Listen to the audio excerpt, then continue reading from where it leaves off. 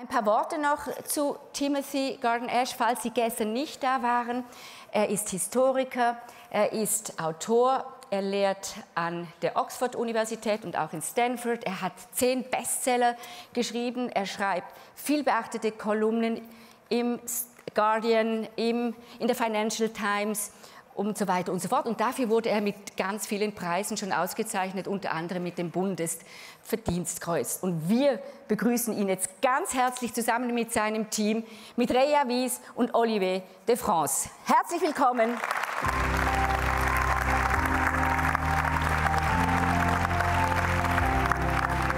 Thank you very much. Thank you very much, Christina. You heard a lot from me yesterday.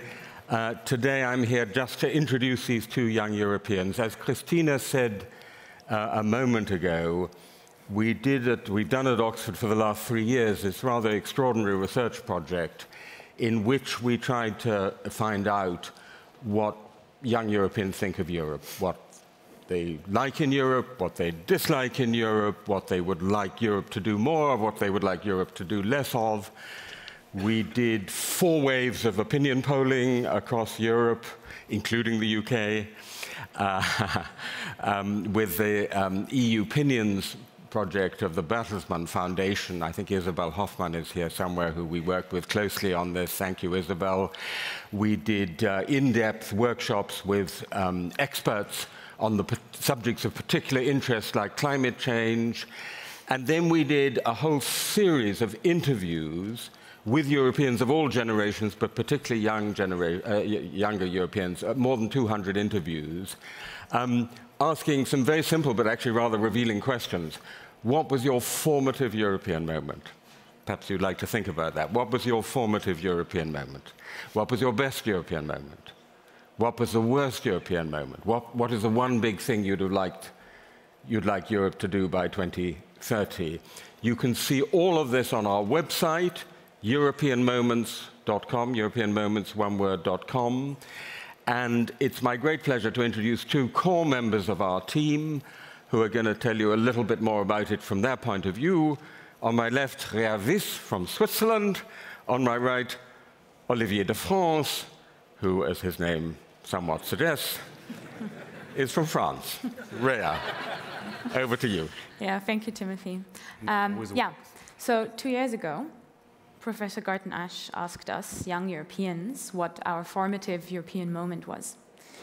And for me personally, it was the Eastern enlargement of the EU in 2004, which was when I first personally became aware of European integration. There was a great sense of hope and progress, and traveling to my grandparents in Poland suddenly became incredibly easy. Since then, our Europe has changed. We live in a narrative of crises, 2008, 2014, 2020. And whereas acting on these events was and is crucial, young Europeans' priorities are clear. And to those of you who were here yesterday, it might not be surprising, but young Europeans believe climate change and the environment to be the main issue facing the EU, more than any other generation before them.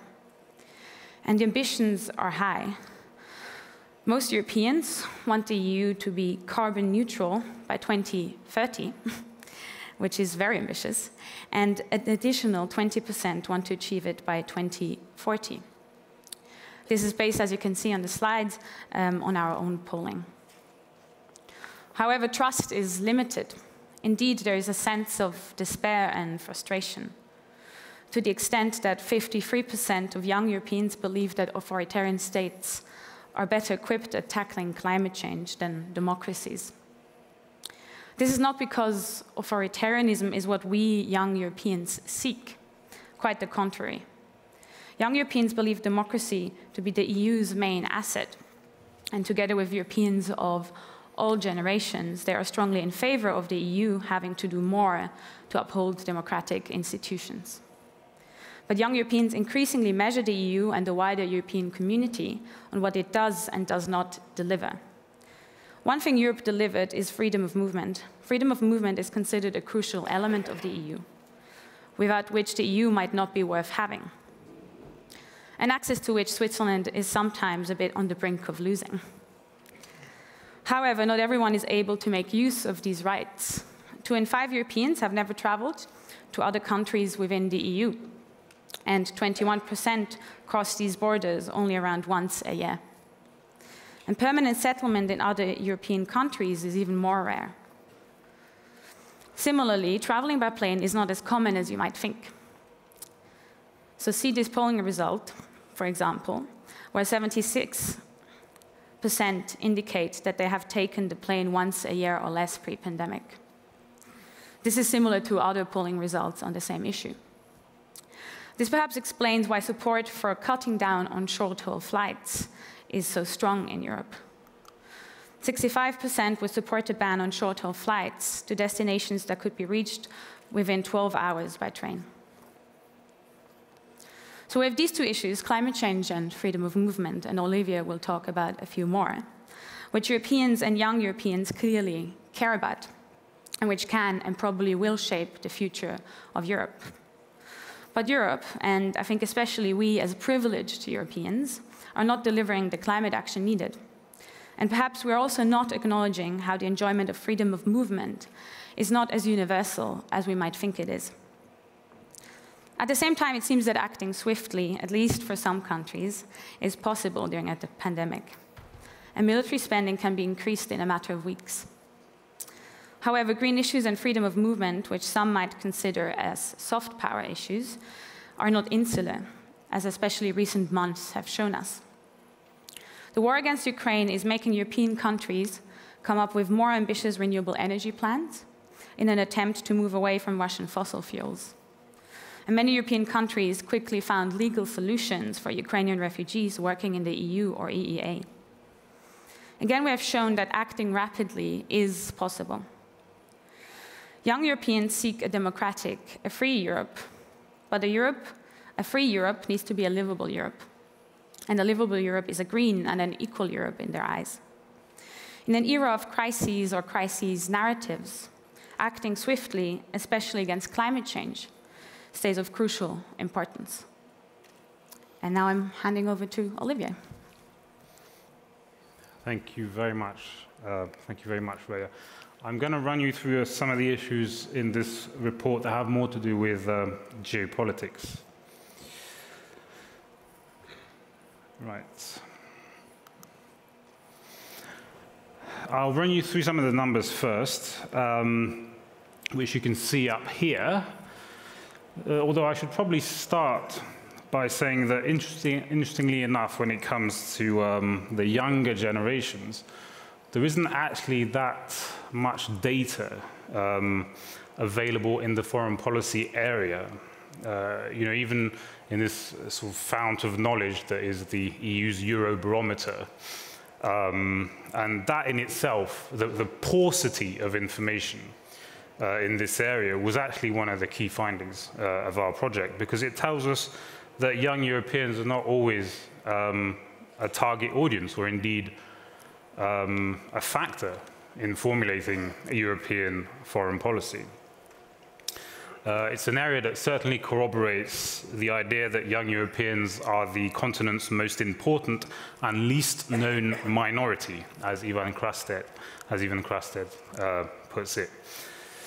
Now, you might know these numbers in particular. They indicate fairly broad and enduring support for common EU foreign defense policy. Officials are understandably always keen to cite these figures, but they don't always add the following ones, which show that until this year, foreign policy has actually always come in relatively low on the list of people's priorities, and even lower on the list of young people's priorities. As you can see up here, there are about 6 other things which are more important: the environment, education, poverty, employment, human rights, and health. Obviously, it would be very, very interesting to see the bearing that Russia's war in the Ukraine is going to have on these numbers. But anyhow, one of the conclusions we might draw from this is actually how important it is to tell geopolitical stories, and to tell the geopolitical stories that matter. It's important because, essentially, if you don't take an interest in geopolitics, then geopolitics will take an interest in you, inevitably.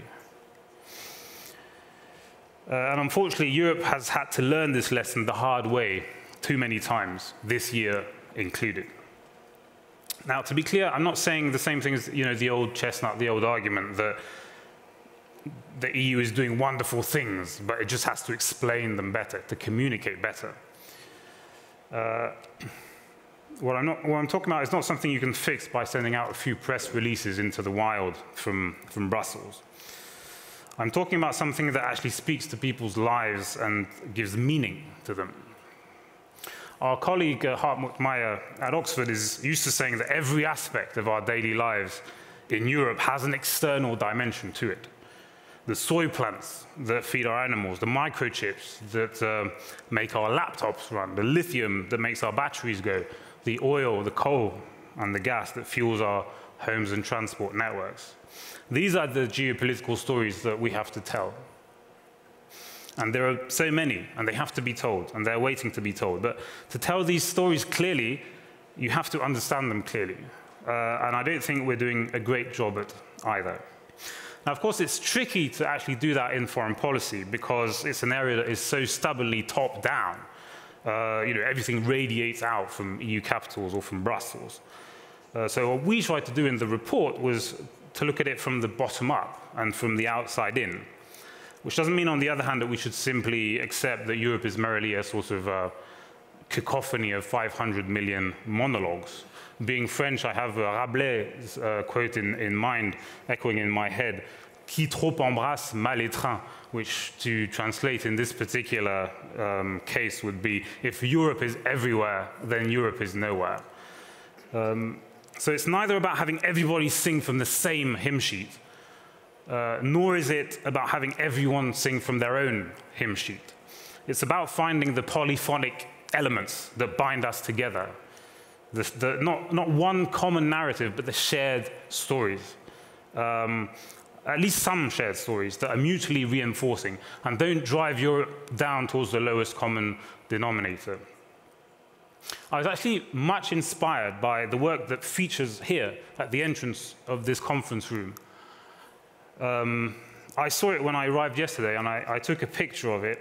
I find it to be a rather clever and really quite moving way, an intertwined web, a way of showing that we freely share values, stories, and perceptions, and how it would look like if we actually tried to picture it. It doesn't look anarchic at all. I think it's quite beautiful, the way it weaves a sort of common identity from the variety of different individual identities. So I encourage you to have a closer peek at it if you haven't already. And I'll conclude by mentioning one of the shared stories that emerged from what we did, from our research, from our web of intertwined stories. It conjoins three different strands. The protection of the environment, the protection of European citizens, and the protection of the European project. And we think that these three strands are not, or should not be, exclusive of one another, but mutually reinforcing. In fact, if you read the report, you'll see that we argue they're completely interdependent.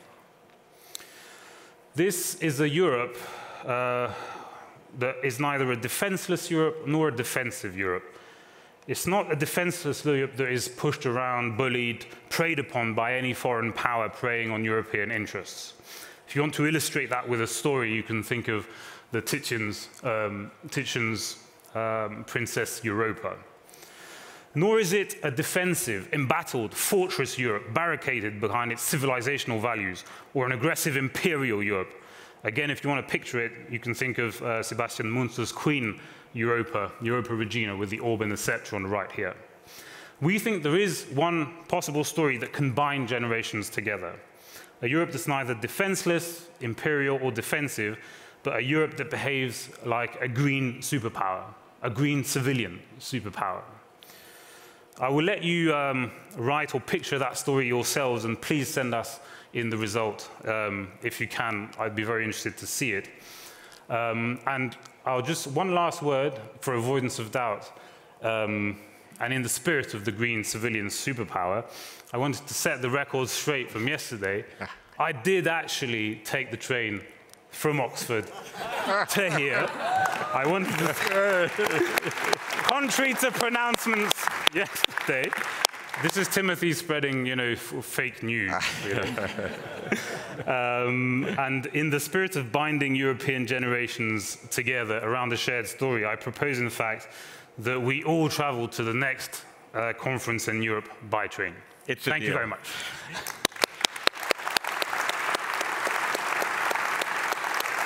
Thank you so much, Reja and Olivier. Christine. Thank you. Timothy, a first comment from your side on the work. Well, I just gave you just a taste of this extremely interesting work that we've been doing. Do go to the website, look at the report that is now on screen, which is available entirely online. Two quick comments. One is, what you hear here is, I think, a tension between very high expectations of Europe. This Europe has to be democratic, social, ecological, peaceful, respectful of human rights at a very high level. That's the experience of the millennials. But at the same time, it has to address these vast challenges like climate change or the geopolitical threats from authoritarian great powers. And the question is, of course, how do you combine those two things? So in Reja's slides on climate change but freedom of movement, how do you put those two together? The other is, and this certainly doesn't apply to this audience or this forum, the EU is extremely good at preaching. It spends a lot of time going around the world preaching and speaking to other people. And I think one lesson of this project is that Europe perhaps needs to spend a little less time preaching and a little more time listening. Acting then at the end. Thank you very much. Thank you very much. Thank you, Reja. Thank you. Thank you, Timothy. Thank you, Olivier. Thank you very much.